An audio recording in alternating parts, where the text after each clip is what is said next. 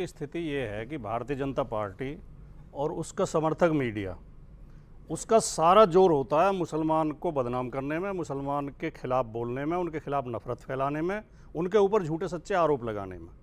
क्या इस देश में ऐसा संभव है कोई किसी प्रॉपर्टी पर जाकर कब्जा कर ले और उसकी कोई सुनवाई ना हो? कोई कोर्ट नहीं है, न्यायालय नहीं है, कोई अदालत नहीं है। वक्फ ने तो ताजमहल पे भी दावा किया था कि वक्फ की प्रॉपर्टी है, मिली तो नहीं, मिली क्या?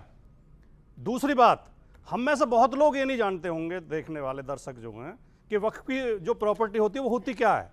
वो प्रॉपर्टी वो होती है जिसे मुसलमान लोग ही दान करते हैं वक्फ को।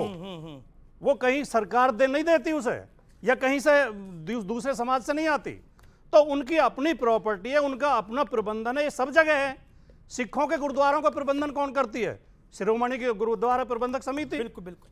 हिंदुओं के मंदिरों का प्रबंधन कौन करते हैं? उनकी मैनेजमेंट है, सबकी समितियां बनी हुई हैं, ट्रस्ट बने हुए हैं। तो ये निशाना साधना, असली सच्चाई तो ये है, इनके दो कारण हैं। ये जो इसमें वक्फ में कानून को इतना जरूरी नहीं है कि बदलना, चेंज करना, लेकिन बदलना भी था तो पहले जिस समाज के लिए लेकर आ रहे हो आप, ये कह रहे हैं हम तो मुसलमानों की बेहतरी के लिए लेकर आ रहे हैं, पहले किसानों की बेहतरी के लिए लेकर आए थे, उसमें सारे किसान सड़क पर आ गए। अब मुसलमानों की बेहतरी के लिए लेकर आ रहे हैं, वो इसके विरोध में है। भैया जिसकी बेहतरी के लिए लेकर आ रहे हैं उनमें से आपके नेता ने कहा वो सड़क पे भी आ सकते हैं। उन लोगों में से कुछ अच्छे लोगों को चुन के, जो विद्वान हो, जो जानकार हो, सलाह ले लिया करो। उसमें गलत, इनके दो वजह हैं। मैं दो थोड़ा समय लेना चाहूंगा, 10 सेकंड लेना। नहीं, क्योंकि आपने बोला कि मीडिया वाले भी टारगेट करते हैं। मैं एक इतिहास बताना चाहता हूं, और ये इतिहास इस देश के जनता को जानने का संपूर्ण हक है और सबको हक है। तमिलनाडु के तिरुचुथुरई में एक गांव है, एक तिरुचुथुरई का एक मामला है जिसमें जमीन बेचने गया था एक व्यक्ति, और जमीन पर पहले ही वक्फ बोर्ड का कब्जा था, और केवल एक जमीन पर नहीं बल्कि पूरे गांव पर उसका दावा था। तमिलनाडु का जो तिरुचुथुरई गांव है, वो पूरा हिंदू बहुल गांव है, और वहां पर जो एक मंदिर है वो 1500 साल पुराना है। वो गांव का गांव वक्फ बोर्ड के पास कैसे चला गया? ये इंसाफ हुआ था या अविश्वास हुआ था? ना सुनना पड़ेगा। 2014 में कांग्रेस की सरकार जब जा रही थी, वक्फ के नाम पर इस देश, दिल्ली के अंदर, ये जो दिल्ली इलाका है जहां से हम और आप आते हैं, उस दिल्ली इलाके के अंदर, पॉश एरिया के अंदर कई सारी जमीनें रातों रात वक्फ के नाम कर दी गई, और मनमोहन सरकार का ये रिटर्न गिफ्ट था वक्फ बोर्ड को। और ये बात प्रमाणिक है, जब सरकार जा रही थी, यानी जब आचार संहिता लग चुकी थी, तब यह फैसला किया गया, तब नोटिफिकेशन जारी किया गया।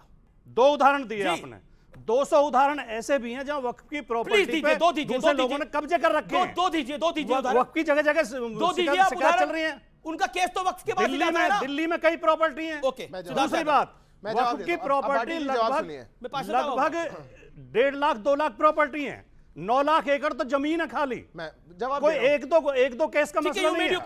लेकिन मैं कहना ये चाहता हूं, इनकी नजर उन जमीनों पर है।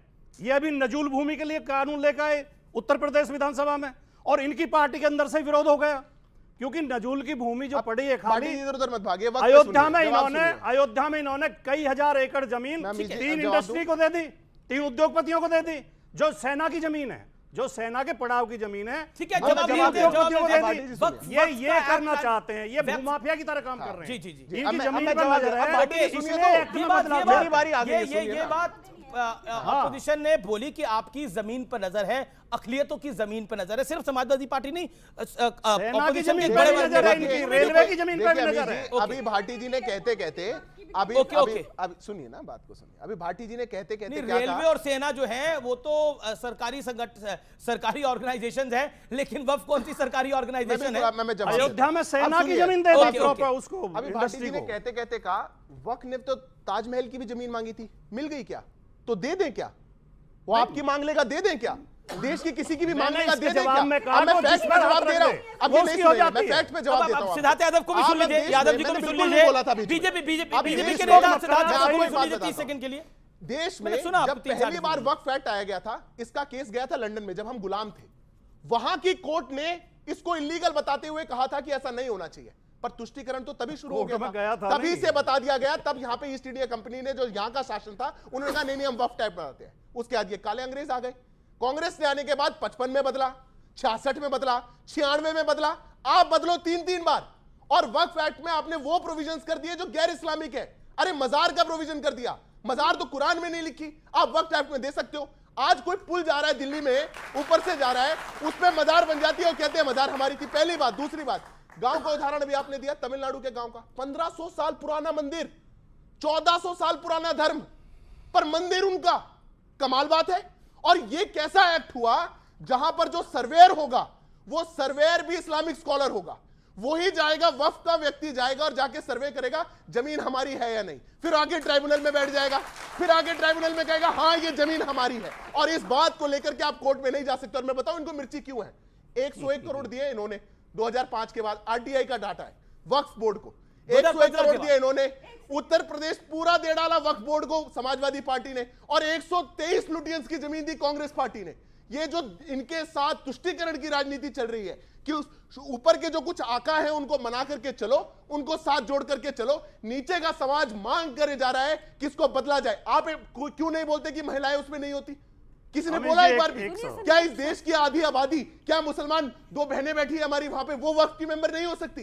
पर हमारे आज देश में 21वीं सदी में भी एक ऐसी पितृसत्ता सोच की एक ऑर्गेनाइजेशन चल रही है, कोई नहीं बोलेगा, क्योंकि बात वोट की है, बात वोट की है, इसलिए नहीं बोलेंगे। पाशा साहब भी है, क्योंकि आम आदमी पार्टी ने भी आरोप लगाया। एक सेकंड, पाशा साहब एक वाक्य मुझे नहीं, बोलने की पाशा इजाजत। साहब एक बार भी नहीं बोले, केवल एक वाक्य, अन्याय हो जाएगा। नहीं अन्याय नहीं, उन्होंने बहुत एक आपत्तिजनक वाक्य बोला। क्या? ये लोगों में गुस्सा भरने के लिए, लोगों में नफरत भरने के लिए, लोगों को भ्रमित करने के लिए आप गलत बताइए, इस तरह के गलत वाक्य समाजवादी पार्टी ने पूरा उत्तर प्रदेश दे दिया। मैं फैक्ट के साथ बोल सकता क्या हूं। बात कर रहे हैं? कितने कब्रिस्तान इन्होंने बांटे, जितना लैंड इन्होंने बांटा, उसका इतिहास है, आरटीआई है। एक उदाहरण दीजिए, पूरा उत्तर प्रदेश दे दिया। इस तरह की गलत बयानी नहीं होनी चाहिए। ठीक है, अब आपने अपने काउंट आपने